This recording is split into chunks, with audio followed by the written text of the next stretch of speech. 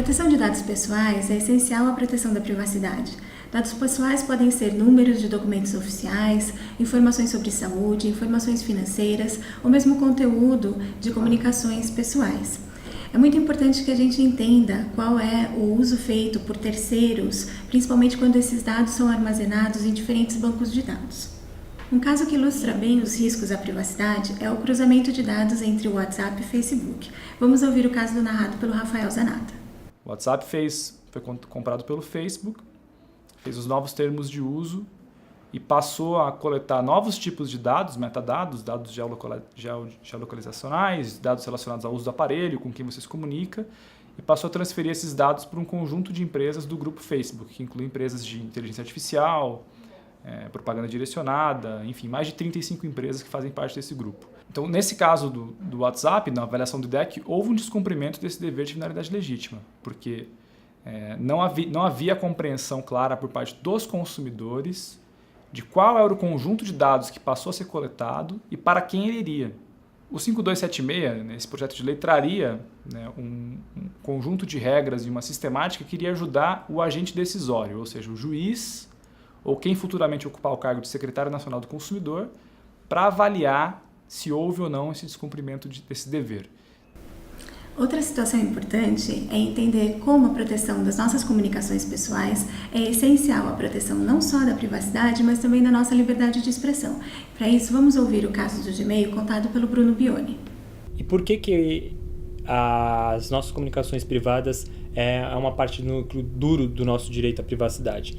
Porque se todos os cidadãos eles tivessem a percepção de que as suas comunicações estivessem sendo xeretadas, digamos assim, muito provavelmente eles se inibiriam de falar tudo aquilo que eles pensam de um determinado assunto e no final do dia a gente estaria, digamos assim, inibido de falar uma série de outros assuntos. Isso seria extremamente prejudicial para a nossa liberdade de expressão.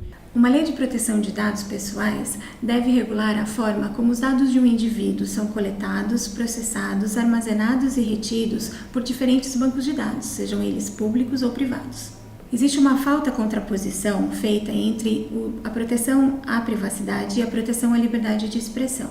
Essa é uma falácia, uma vez que os dois são direitos fundamentais e que devem ser vistos como complementares. Na verdade, são direitos que são valiosos, não só como direitos em si, mas como instrumentos para exercício de outros direitos fundamentais, como o direito à moradia e o direito à educação, por exemplo.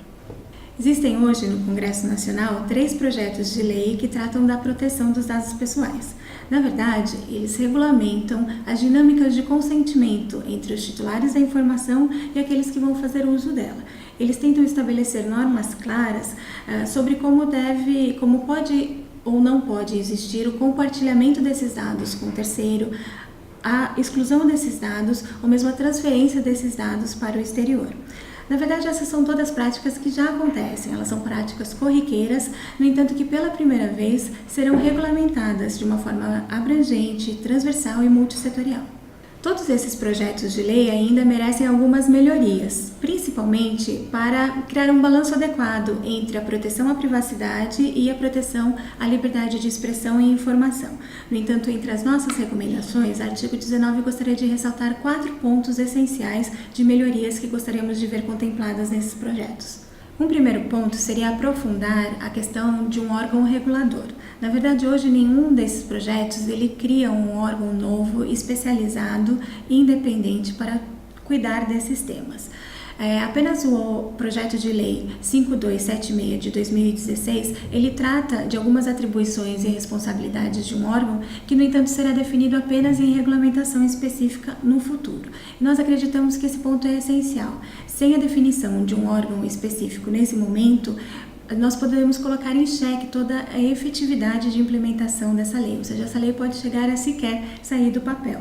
Nós podemos perceber isso, ou uma prova disso, seria o fato de que 90% das leis de proteção de dados ao redor do mundo estabelecem um órgão específico com essas funções. 2 são os pontos principais de preocupação gerados pela ausência desse órgão regulador. O primeiro deles é o tempo de implementação da lei. sem um órgão dedicado a promover e a harmonizar a implementação dessa legislação, nós vamos ter um lapso temporal muito maior para ver com que essa lei se torne efetivamente uma prática no dia a dia do cidadão e da cidadã.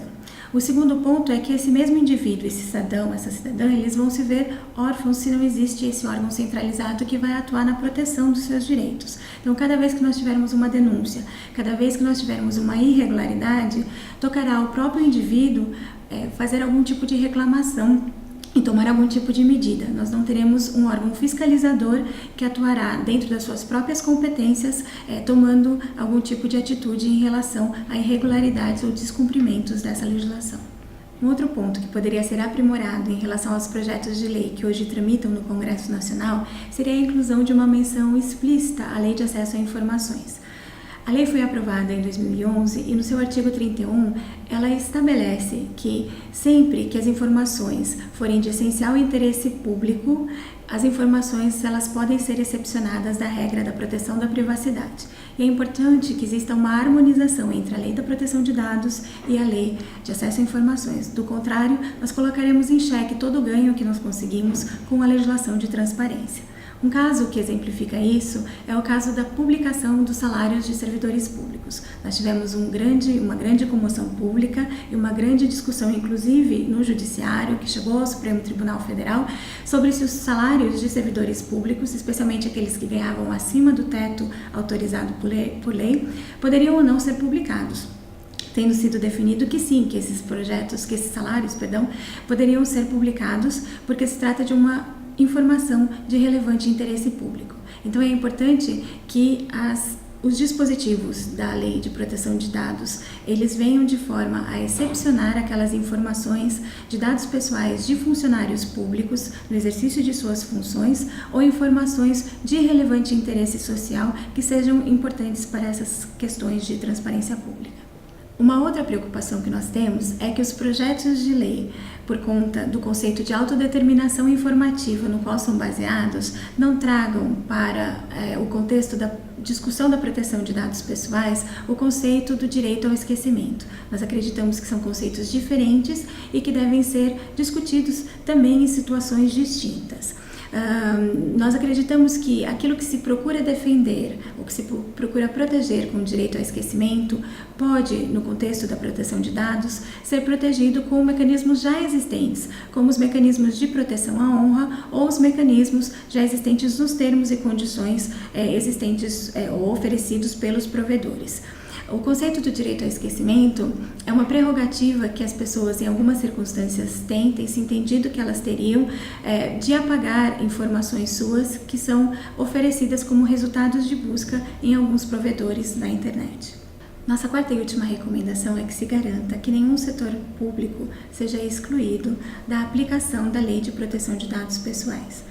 Isso porque hoje os projetos de lei sendo analisados pelo Congresso, todos excluem o setor da segurança pública. Ressalvas relacionadas à investigação criminal, por exemplo, devem ser tratadas no bojo da própria lei e a elas devem ser aplicados critérios de necessidade e proporcionalidade. Todos os projetos de lei ainda encontram-se em tramitação no Congresso Nacional e eles podem ser modificados, ampliados e melhorados com a sua participação. Mande a sua contribuição e garanta a proteção da sua privacidade e da sua liberdade de expressão.